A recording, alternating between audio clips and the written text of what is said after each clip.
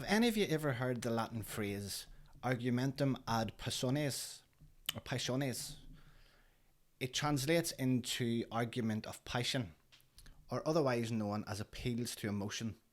And it's a logical fallacy wherein the person tries to distract or deflect away from something that is true to something that is not true, and they do so by appealing to people's emotions. So in this instance, this is a good example. Today, Dr. Julia Grace Patterson took to Twitter to say that she has been called a psychopath many times on Twitter today because she went on Sky News and spoke up for vulnerable people.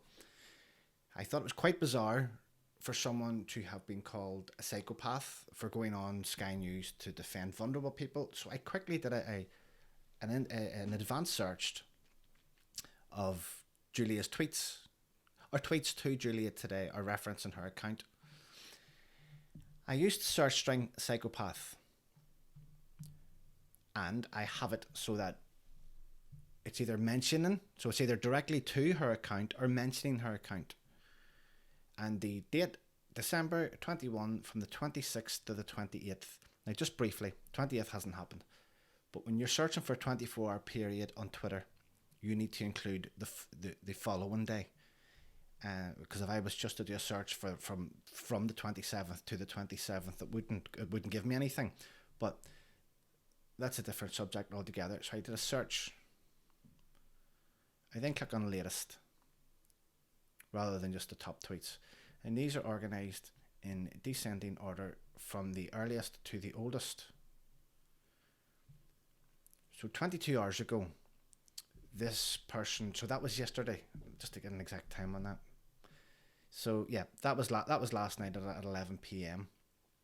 Someone says that she has the eyes of a psychopath. But remember, her tweet was specific. She says she was called a psychopath today many times for being on Sky News.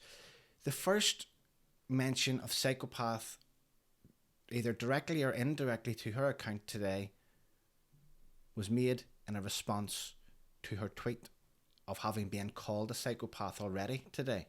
So there were no tweets today prior calling her a psychopath prior to her appearance on Sky News. So I then went one step further and I thought, okay, well, what if they used the term psycho?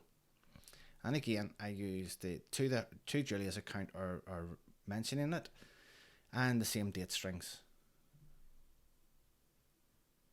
And I organised by latest again. And we see that she was called a so-and-so psycho. But again, this is referencing the Julia was out walking on Boxing Day wearing a mask that she sells. No harm doing a bit of sales pitching when you're out for a walk. But here's one here saying, piss off you psycho, after she had announced being on Sky News. So we have a reference, someone calling her a psycho after appearing on Sky News.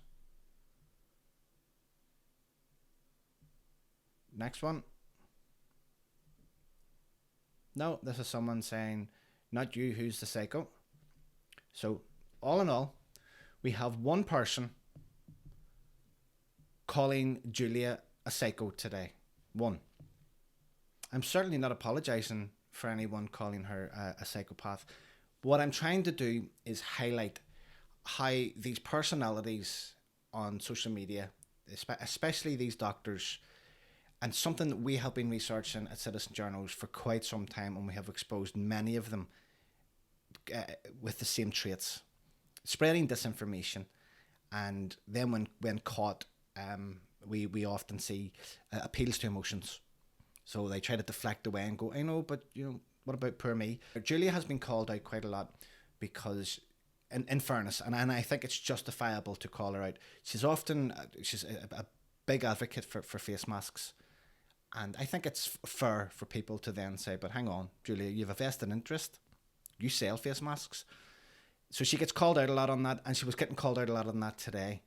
And she appealed to emotions to deflect away from that, to say that she's been called a psychopath many times on Twitter today because she was in Sky News. Julia was called a psycho once today in response to her being on Sky News once. But not everything that you read on Twitter is true. Thanks.